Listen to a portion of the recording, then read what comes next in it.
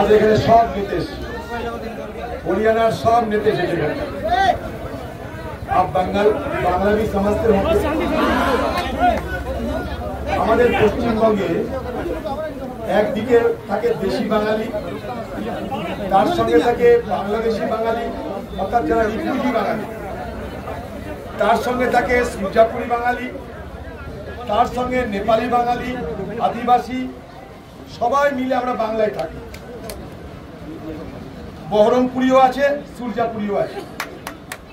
আমি বহরমপুরের, আপনারা সূর্যাপুরের ভাষা একই। আমরা এইভাবেই বড় হয়েছি বাংলায়।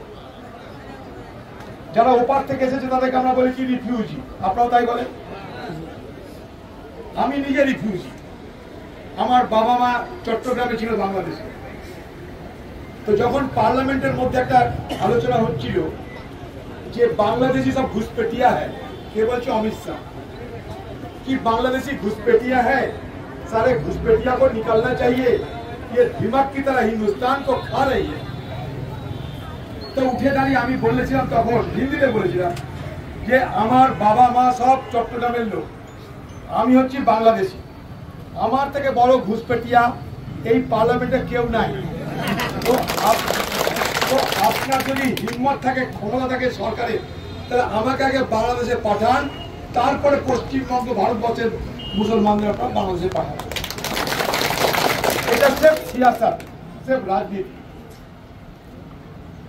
আপনারা এখানে সবাই বলেছে, দেখুন বড় বড় মানুষকে এখানে নিয়ে এসছি আমরা।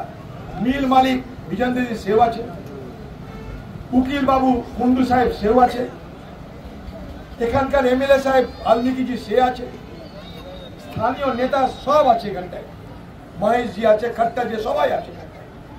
সবাই আপনাদের কি বলল যে ভয় পাওয়ার কিছু নেই, डरो मत, जो डर गए समझो मर गए, इससे डरो मत। এখানে ভয় পাওয়ার কিছু নেই।